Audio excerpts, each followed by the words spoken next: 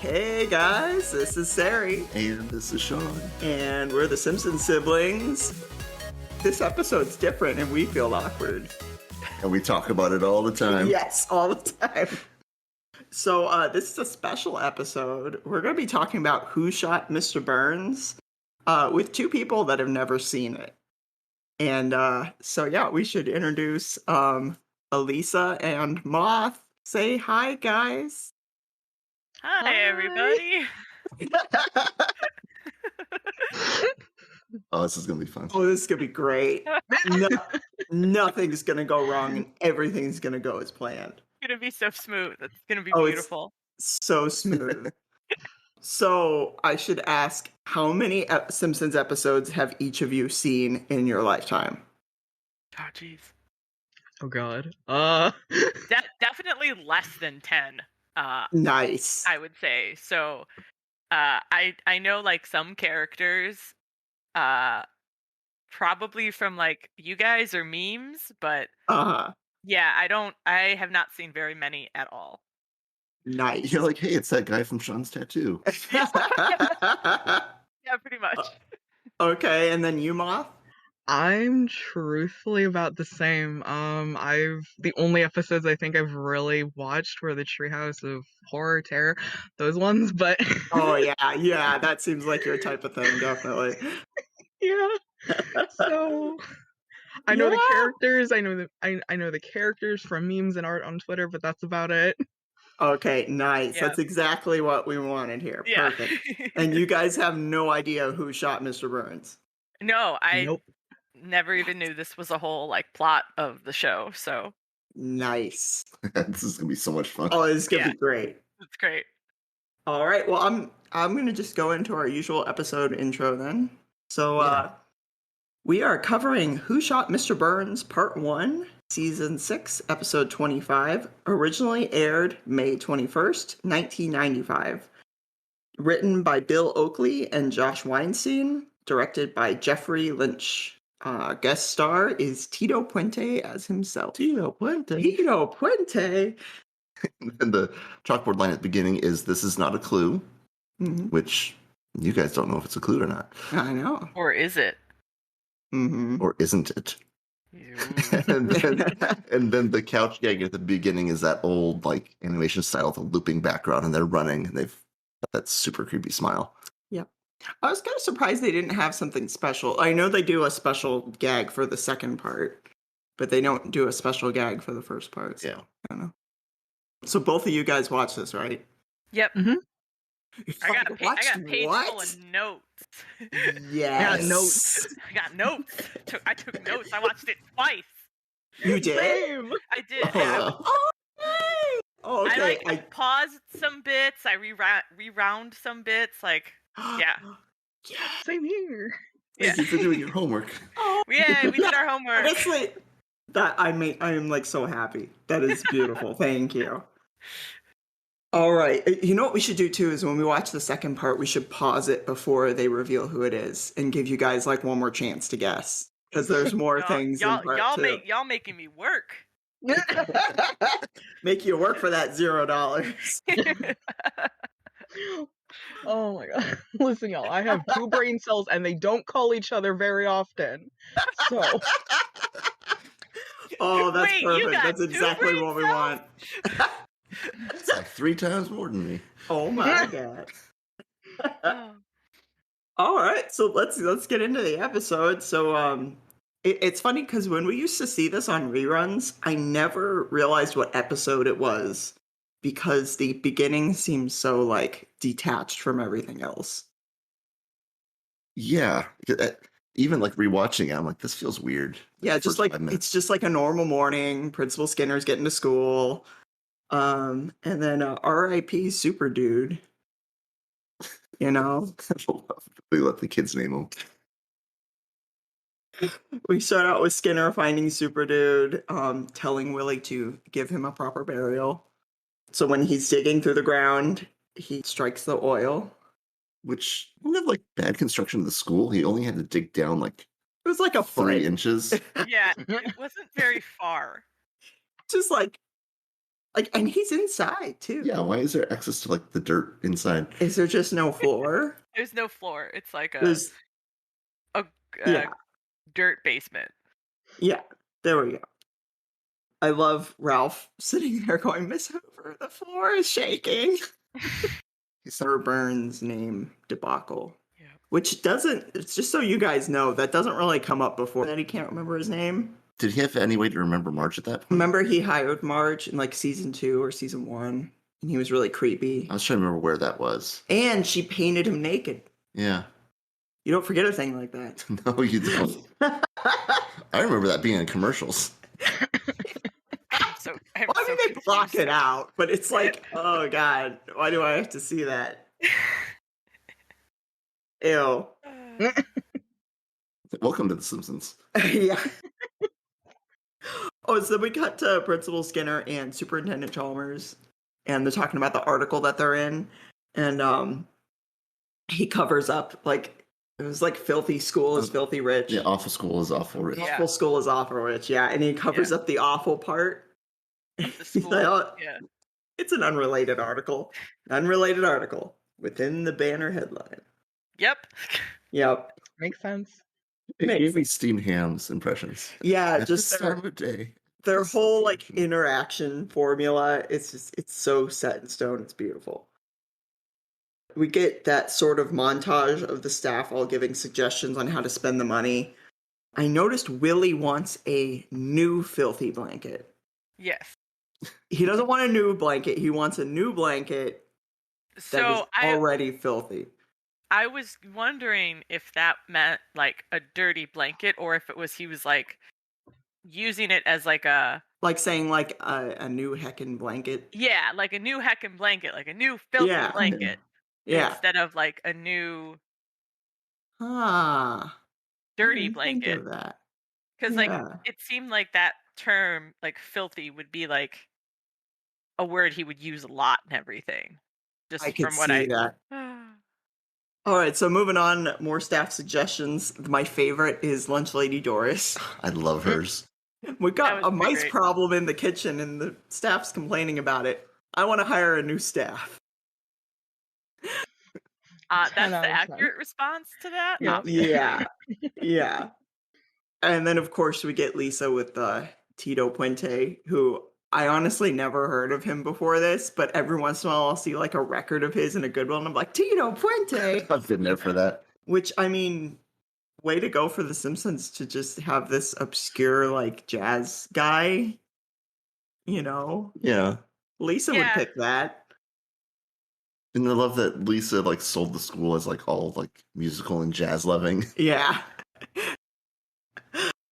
I already see from your list, Sean, the microscopes. Chocolate microscopes. The chocolate microscopes and those guitars that are, like, double guitars.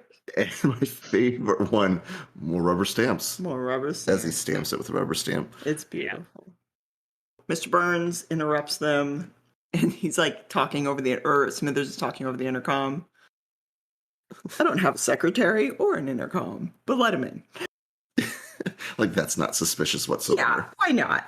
Let's go with this. Mr. Burns wants to give all the money to the local nuclear concern. How did he word that? Yeah, the local nuclear energy concern. Which that makes me think of like the light bulb concern. Oh, what was it? Something manufacturing concern? The Matsutori something. Yeah, for Mrs. Pop. The fish bulb. You guys are like, what? They're like, oh yes, the fish bulb. I 100% know what you are talking about. I understand. I keep going from bullet point to bullet point, but there's just so much stuff happening. I know. It's like just all the points, like I forget what comes up next, but they do really get it, like bam, bam, bam. Yeah. Lining up all these character stories. Marge gets that idea to send the box of chocolates with their picture in it, which is a pretty good idea, but it wasn't really her idea, was it? And from that, we go to Mr. Burns actually getting told off by Mr. Smithers, which I love seeing characters like reaching their limits and suddenly acting out of character. Yeah. And they had to have a way to make Smithers be a suspect too. Yeah, because he like loves Mr. Burns. Like he is literally in love with Mr. Burns. He loves Mr. He Burns. loves Mr. Burns. And they had to get away from him to turn on him. And he actually, he actually has a soul. Now that I think about it, was there anyone in the episode that couldn't be seen as a suspect? Maybe Mr. Burns himself. Although, I mean, that could happen. I was gonna say Marge and Maggie, because because obviously Maggie's a baby, but like Marge, that'd be ridiculous. Marge is the one who's like walking around like, where is everyone? And then there's a gunshot. Oh yeah, so she's like away from the scene. Yeah, she's not at the scene. There was no like how that scene is like filmed is like focused on Marge walking, and then Mr. Burns is shot. So like, yeah, she can't be at two places at once. Yeah, and I guess there's a couple people that just wouldn't have any motive, like so the other person that maybe wouldn't make sense is like maybe Krusty, because he comes in late and doesn't really have a motive. See, that's interesting, because to me, the way he comes in all of a sudden, I don't know, it just like my first thought, I like literally wrote Krusty ? Does his lack of motive give him a motive? Right. Like I don't. It makes him suspicious. Not being suspicious is suspicious. Exactly. Right.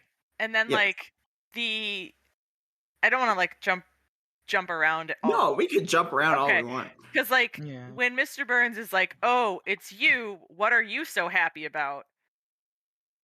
It just like for me that kind of like triggered almost like a clown, right? Like. Yeah, hey, that's a good clue. I like that. Because I was like, I specifically stopped and wrote down that quote because I was like, there's something subtle about this that would indicate something. That's true. That's a good clue. And then it's also like, also when he asks who has the guts to stop me. I watched that scene a couple times because I was like, is someone going to hold his gaze? But no, they all like glance away after that question. But then Krusty comes back after that. So everyone's like, he's like, well, who has the guts to stop me? And they all like, glance away, like mumbling to themselves, like, yeah, I guess he's right. And then Krusty's here like, what did I miss? And everyone's like angry as hell. And then he's like, what the heck? Well, hey, we've got a really solid theory here for Krusty. That's my off the wall theory. Nice. It's funny because I remember watching this as a kid, so I didn't like think too deeply about it, but it's fun like hearing perspectives. I like already by the time I remembered watching it with like a coherent memory, I already knew who did it. Yeah. So I never really had the mystery of it. Okay. Because it was 1995, so I was 5. So Mr. Burns getting like told off by Mr. Smithers, I feel like he almost wasn't used to that. I don't think either of them was used to that because it seems to have hit Smithers really hard too. Yeah. Like it took a lot for him to say it, and he was even like picking out little things, like the whole taking candy from a baby thing. Yeah, like it was like a little part of him just died saying that to Mr. Burns. He was kind of layering out a bunch of vents that he was just venting out, which is good. I feel like Smithers is one of the more layered characters of the show. He's like an ogre. Yes, he's like an onion. Layers. Yes, the layers. Of course, they don't eat the chocolate on top of Homer's face. And what was it called? Like a sour log or something? I was going to look up what it is, and I wonder if that's a real candy, because it sounds disgusting. It's probably some obscure candy that... Sorry if this is like your favorite candy, but... We're going to get letters now. It's like a sour Quincy log or something? We're getting letters. Yeah, it was something like that. I've never heard of it. Yeah. They finally turn on the oil drill, and Mr. Burns has the slant drill operation, which I'm honestly really curious the legality of that. I was more curious the practicality, like... Would it work, and are there slant drilling? Like if you have an oil pocket, but there's like solid rock on top of it, can you go in at an angle like that? Like, does it affect the pressure at all? I don't know. Yeah. These are important questions. I think it might affect the foundation Yeah. because if there's a pressure pocket holding up that foundation, because it shows that it starts to crack. Oh yeah, because that's when it gets Yeah. the retirement retirement castle. Yeah. Yeah. Yeah. I feel like the pressure would make a difference when you're coming in at a slant. Yeah, definitely. Bart gets like directly hit. And there's a lot of times in the show where Bart gets injured and stuff, but this is like with him staggering around and everything. Yeah. And Santa's little helper trapped under the debris.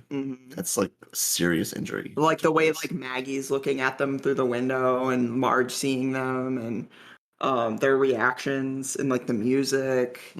And it was funny because I was watching that with my daughter and she even went, I think he has a concussion. And I'm like yes. Like he's like there's something wrong here. Yeah. This isn't like done for humor. No. And Bart very explicitly vows revenge. Yeah. Yeah.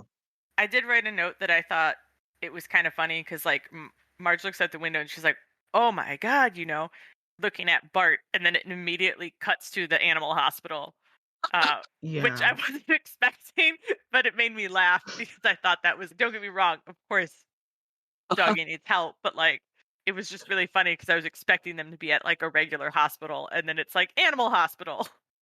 Bart will be fine. Yeah, Let's get the Bart will be dog fine. in. Get the dog in. And the medical terminology of being upgraded from stable to frisky. Yes, that was so cute. And we've seen that guy before. That. Yeah, there was the one where like he's doing like the shock pedals on a gerbil and stuff like that. He does like CPR on a hamster. Yeah, he's like very into his job. He's like a Grey's Anatomy type, like hunky doctor, but he just saves like tiny animals and yeah, but he's good at his job. Yeah, he's good at his job. Yeah. He's just a little overdramatic. So Skinner has to tell the school the bad news that they'll have to cut. They can't just get. It's not just that they aren't getting the money from the oil. They now have expenses. They have to get rid of the equipment, the machinery. So he says they have to cut art, music, and maintenance. And so we have Tito Puente getting mad. We've got groundskeeper Willie getting mad and also very explicitly vowing in revenge. Well, he said they have to get rid of non-essential programs, which seems like maintenance would be essential. My God. But I mean, this is Springfield Elementary. The way Willie just like rips his shirt and like screams into the sky. He has like every opportunity he can, he will rip his shirt. Yes. So Homer gets the thank you card, and I love this shot where his like pupils get really tiny. And fun fact, when he does the loudest profanity that Flanders has ever heard, the note on the organ is an F. I love that. Oh. I really liked that. Yeah. It made me giggle because he's like, kids, you need to leave. And it's just like church organs, there's birds flying, everyone's like gasped. The way you hear that at the beginning. It's beautiful. It kind of reminds me of when he puts on remember when he puts on that helmet in what's the one? Oh, Bart on the Road, when he finds out about Bart running away, and he puts on that safety helmet and just starts like cursing, but you can't hear it. And it fogs up. It gets all foggy. I love it. All right, so Moe's Tavern gets a ton of fumes. And Barney's response where he's like, it's not bad, but where's the inflated sense of self-esteem? And they have to like kick them out.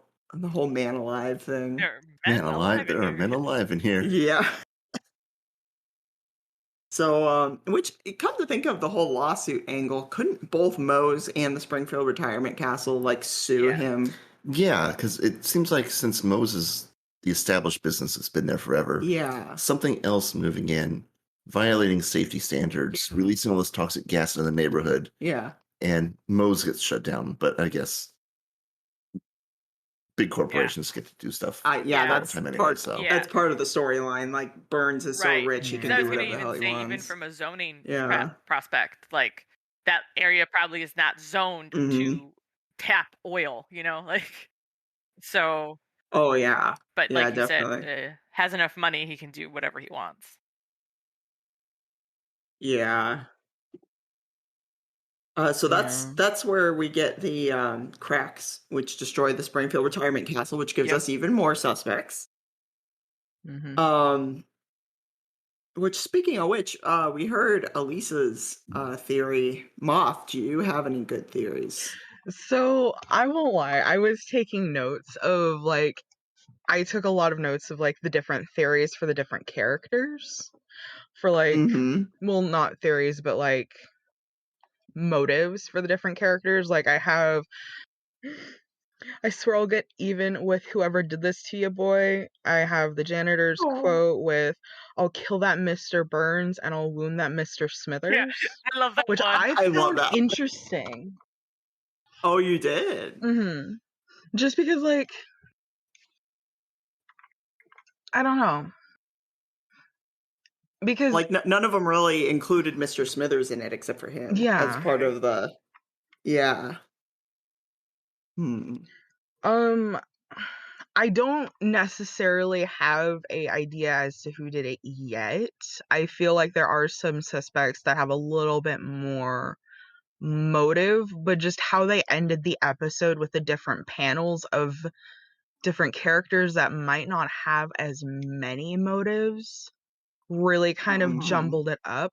One that I did have, and it's not necessarily a theory for who did it, but more of a theory for how the episode was going to run itself, was the intro with them running in the loop with the smiles.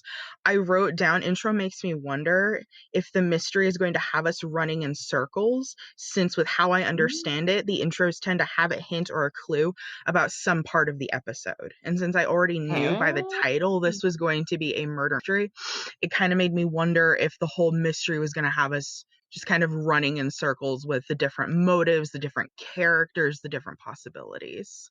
Because they keep Oh my that. god, I love that. because with how the episode was laid out, it went from one circle to another to another to another, and each one looped back to the beginning of the other. Mm-hmm. Yeah, That's some deep that's thought. I good. love that. That is freaking awesome. Yeah. And like especially with the added on, this is not a clue, how that was over and over and over and over and over, Mm-hmm. really made me wonder as to if the clues we were given were just kind of red herrings to what might actually be the Yeah. case of the story. Like, Yeah. part of me thinks that the most obvious ones aren't going to be it, but I might also be overanalyzing this because I tend to overanalyze a lot. You both are getting great theories Yeah. from this. I love this. Because like this is not a clue just really made me think that okay, a lot of the main clues then are going to be red herrings, and it's the pay attention to the finer details of the episodes. This is all gold. Like, this is exactly the kind of stuff we wanted for this episode. You both are just like, Yeah, This is that's like better than I thought it'd be. like me and Sean are randomly smiling at each other because that's this like is just really. so perfect. I get where Moth's going, and that kind of makes sense too, because like then towards the end when they're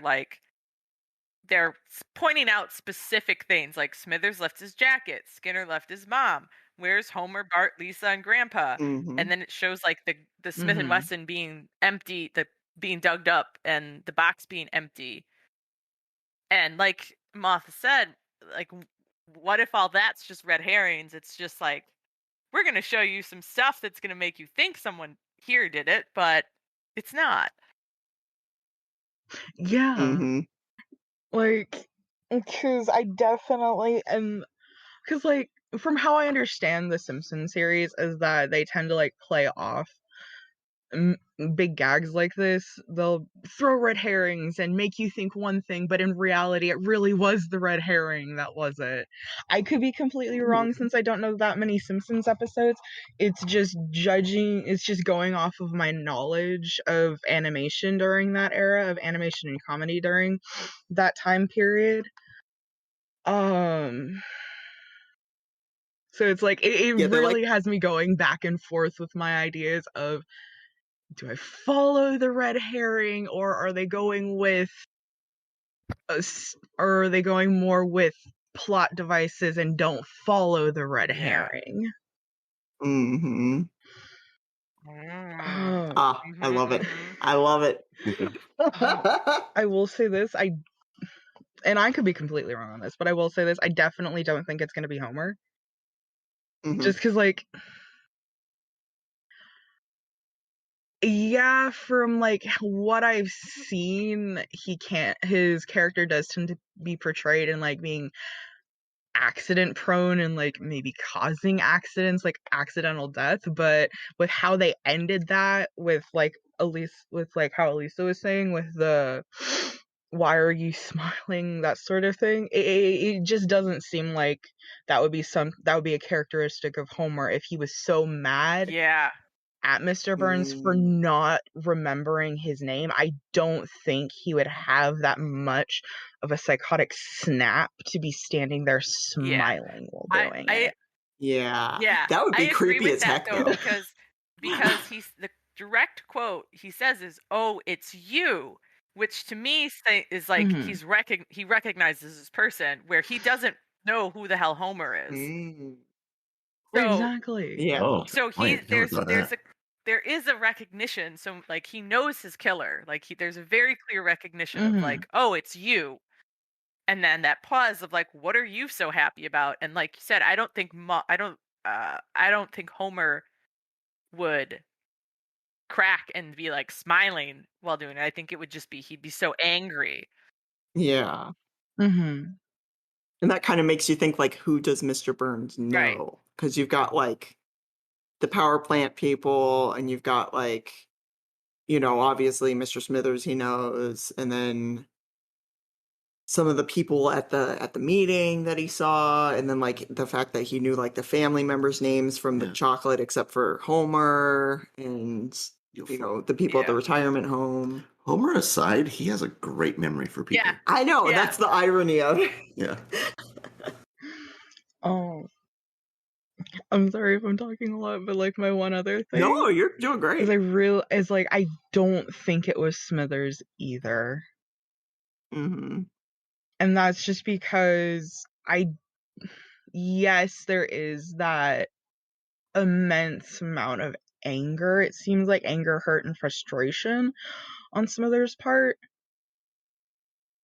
But with how you were saying how, like, he really respects Mr. Burns and he really likes Mr. Burns, I don't think that, just with how they've led up his character and not knowing anything about their previous, like, character interactions or anything like that, I really don't think that Smithers would be the one to kill Mr. Burns, because I feel like that would cause him more internalized turmoil, killing off somebody that he respects so much. Well, not necessarily respects, but like likes so much. Yeah. Okay. These are all great. I'm not saying any of them are right, but I'm going to say they're great. All right. So I guess I'll get back to the last part of the episode to go through. Yeah. Mr. Burns finally exposing his real evil plan, which honestly, prior to this, he's already screwed over enough people. They just had to really dig it into the ground that he's going to just screw over the whole town now. So Smithers points out the problem with blocking out the sun, that'll mess up the sundial, and the owls will keep us up with incessant hooting. I wrote sundial foreshadowing, because that's also how where he dies. He falls onto the sundial. Very good. It's right here where Burns actually fires Smithers. We go back to the Simpsons home where they're trying to talk to Homer. And then he puts down the newspaper and they all scream because it's Grandpa. Sorry, for a moment I looked like Dad had melted. Which is funny too, because they've seen Grandpa lots of times before. Oh yeah. He really does kind of just look like a melted Homer. The whole thing where Homer's hearing different versions of Mr. Burns is very like early season. Like the whole like, from now on the baby sleeps in the crib with like the little faces going around. Yeah. Lisa needs braces. Lisa needs braces. Kind of sneaks into the office and you kind of don't know what he's doing here. There's a moment where you're in the dark and you're kind of like, what's he doing? It's a good thing he's sneaky, get that way no one knows who he is. Oh yeah. And that's where we get, I love the camera angles in the shot where it shows him spray painting, "My name is Homer Simpson." And that one shot where it kind of backs out and up. Mm-hmm. I like that. He goes, "Who the devil are you?" Who the devil are you? So we have this whole scene of Grandpa unpacking, and that's where we see that he has a gun. And just being really stupid with it with Bart. He's like, "Be careful, it's loaded." It's like, oh my God, Grandpa, what the heck are you doing? Marge takes it away and says she's going to bury it. With Bart listening, I'm going to bury it in the backyard where little hands can't get it. Like, don't say that out loud. Grandpa goes, "You should have fighted her and scared her off." Like, that was really funny. House. Like, what? Oh, Grandpa. So Mayor Quimby holds a town meeting. They have a lot of town meetings in this show. Yeah. They're just like, let's just get everyone together. Great way to showcase all of the main suspects we have, because it's just everybody in one place. One part that's always stood out as weird to me when they're going around and everyone's saying their opinions. And Flanders goes, "I'd like to hear from Sideshow Mel." Like, those two characters have never interacted that I can remember. Like, why is Flanders calling out Mel? Yeah. To speak up. Yeah. And Mel is the only one that doesn't have a gun either. He has a knife. Yeah. And that bone in his hair. Huh? And that bone in his hair. Oh, yeah, the bone in his hair. Yes. Well, that's where we get what you guys mentioned, the shot of who has the guts to stop me. Which is a very cool panning shot, just seeing all of their faces, and that's really like quite a few times. Yeah, that it's like the question of the episode, and he's so smug about it too. Yeah, like he's like, no one's gonna do this. Yeah, and has anyone ever seen the sunset at 3 p.m. and the sea captain dancing? Oh, I love the sea captain. We have Krusty showing up saying he was in Reno for 6 weeks. What happened? Yeah. And everyone's just kind of glaring at him. And then we have the famous last scene where I love how these are telegraphed, like with the angles and how dramatic it is. We get that shot of the box being unburied from the yard. And that when you hear him kind of talk, you just see that wall for a couple seconds. It just stays completely still. Yeah, that's a very unusual shot for the show. Mm-hmm. So Mr. Burns gets shot. We get him saying that whole thing that you guys have probably listened to like 20 times. All right, so we get Chief Wiggum going, "This isn't Mr. Burns at all," which of course would have been like such a stupid twist. It's a mask. And it's not. And one of my favorite lines when Dr. Hibbert says, "I can't possibly solve this one. Can you?" And it looks like he's pointing to the audience, but he's actually pointing to Chief Wiggum. It's my job. It's my job, right? Which is kind of interesting how little Chief Wiggum is in this one, because he's in the next one a lot. But I mean, of course, they're investigating it. So yeah. So that's Who Shot Mr. Burns Part 1. Yeah. Yeah. I mean, we already got your guys' theories. I guess if you just have any other thoughts. Did you enjoy it? I mean, it's weird because it's not one of the funniest episodes, but it is fun to watch. It's just not like maybe as many jokes as the other episodes. It's more just like an experience, I guess. It was fun to watch. I thought I don't know much Simpsons knowledge, so I did struggle sometimes, like with the characters of like, who is this? Um, Mm-hmm. but it definitely is a fun thing to watch. I actually, in the beginning, I actually thought they were gonna find his body in the school. That was my first thought until he sees the rat or the mouse or whatever he was. Yeah, super dude. Super dude. Because he's like, Super "Whoa, what dude. is that Yeah, smell?" And I poor was like, Super Dude. "Okay, that's an interesting take. I wasn't Yeah, we're gonna do this expecting now. that." That's a little sudden. Yeah, like that's where I Yeah. thought it was going, and then I was like, "Oh, okay, all right."